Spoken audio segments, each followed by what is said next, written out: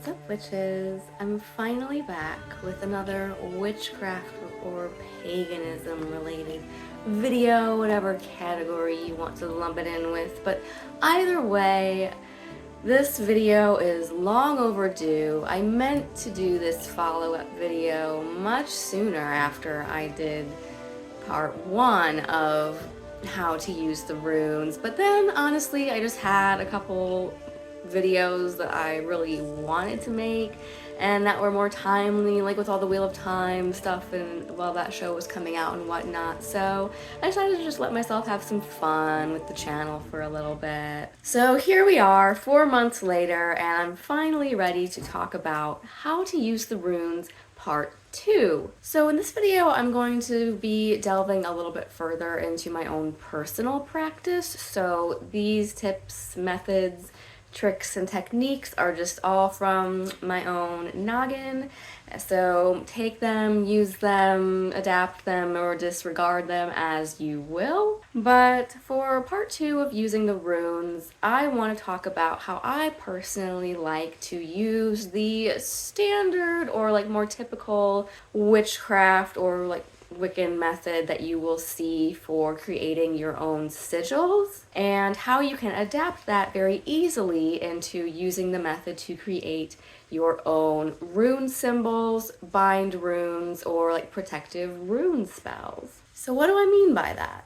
Well, I personally like to use this method to create my own bind runes, and in particular my own like warding and protection symbols. And I do this by using the standard method where you create a manifestation statement, a statement of your will, or what you're hoping to accomplish with the spell or the working, or in this case the bind rune, and you write that down using standard alphabet letters. Then you go through that statement and you eliminate the vowels and any repeated consonant letters. And typically once you have this, that is when you would start adapting these typical alphabet symbols from our common alphabet into some type of sigil or magical symbol by manipulating the forms of the letters. But in my method, I take the traditional English alphabet letters and then replace them with Elder Futhark letters for that corresponding letter of the alphabet.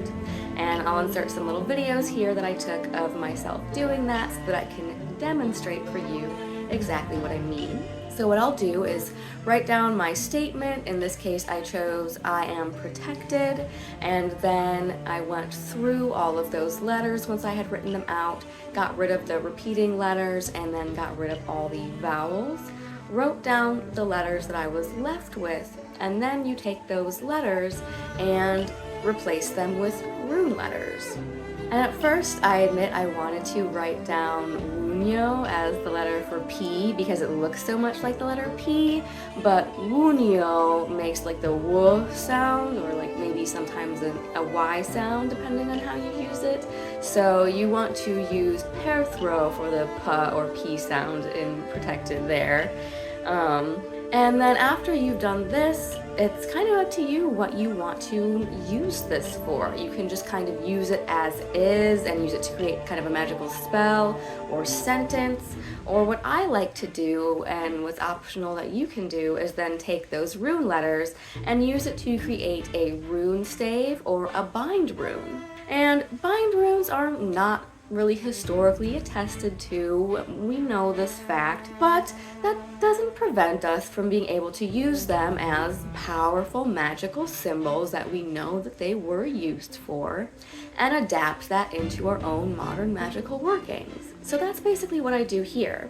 I'll take these Elder Futhark letters and I will either try to put them all on one line as a stave or a rune stave, or you can kind of play around with them a little bit, move the letters around, manipulate them as you would when creating a standard magical sigil with alphabet letters, and you can create your own custom bind rune with them. Now, if you, like me and many other Norse pagans that are just delving into or taking up the runes or learning and studying the runes, might be a little bit wary at first of, playing around with the runes or messing around with them. It can be very serious witchcraft wizard business over here, so we don't want to be just writing runes down, experimenting with rune letters all willy-nilly. Who knows what you'll end up doing or creating. So if you're a little bit wary or leery of dipping your toe into the water of playing with runes and bind runes, one thing that I like to do is start off, as you can see in the video that I made, by using pencil, because it just feels a little bit less permanent. And so symbolically, I think that can apply as well when you're trying to experiment with them to create a bind rune or a rune stave. Using pencil just lets you kind of sketch it out, erase things, change things that you don't like, and adapt it, manipulate it, play around with it a little bit less permanently. So I feel like that's just a little bit safer in my mind to use pencil first, and then once you kind of have things where you like it, you can then choose to set down the final rune spell or bind rune in ink. And that way it's then a little bit more, it's not really permanent or activated until I get to that step in the process. But that's just me.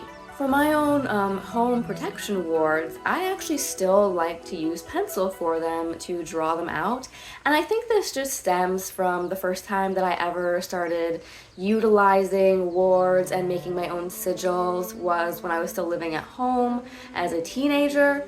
And so if you're not living in your own space, or you're living in rented space, or still living at home and you don't want to draw on the walls in permanent marker and get in trouble with either your parents or your landlords, or you just want to maybe keep it a little bit more subtle, a little bit less overt and more hidden away, you can just faintly trace them out in pencil. So that's what I'll do for my protection wards. I like to use either just a standard pencil or sometimes even a white colored pencil, because white just symbolizes purity, cleansing, and protection.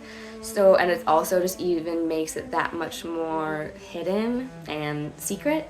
So you can do that even if you want to, and so I'll write my protection sigils on the backs of my exterior doors and underneath all of the windows. And another thing that's kind of nice about using pencil for this is it just lets me know a little bit easier at first glance when it's time to like re-up on the wards, because with pencil it's just maybe naturally going to fade or get wiped away or erased over time.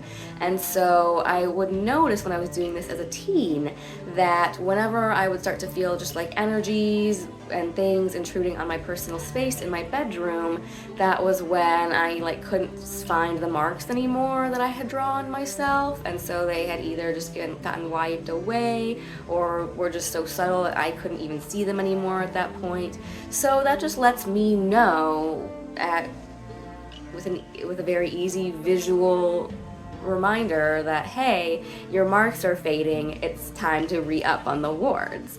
Because I do think that that's something that's not really a set it and forget it spell for me. Every now and then, even if it's just on a yearly basis, I like to re-cleanse the space and reset all of my protection wards and maybe adapt or change them as needed.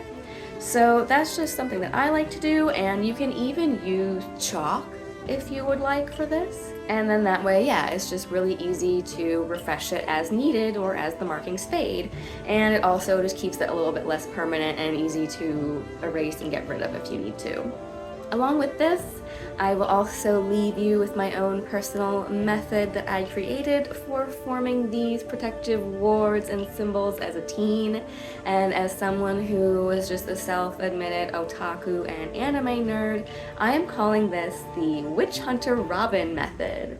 In the show Witch Hunter Robin, you will often find these symbols written by the witches in that show, which is a symbol where it's like an Ogham wheel, where they use the Celtic or Irish Ogham symbols in a circle inscribed outside of the circle with typically one rune in the center.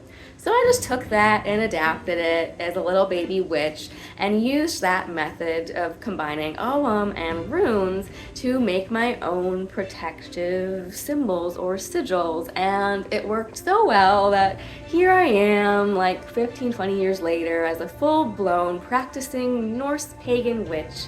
And you figured, you know what, if it ain't broke, don't fix it. So I still use this method of combining Ogham symbols with runes to create my own personal sigils, spells, and wards to this day. So I just wanted to make a quick fun little follow-up video all about how to use the runes, where I just talked a little bit more about how I personally use and adapt the runes in my personal witchcraft practice. So these are just my own tried and true methods. I can't attest, like I said, to bind runes actually being used in history by pagans or magical practitioners. We don't even really know, as I said in my runes video, like precisely what runes were used for divination, if it's the same runes that we see used today or talked about in the rune poems, but they still remain, even in our modern day subconscious, as these powerful, mystical, magical symbols. So I feel like that just lets them be very easily used and adapted for our own personal workings today. So I hope that you found this video fun and informative as always, and until next time, stay classy, pagans.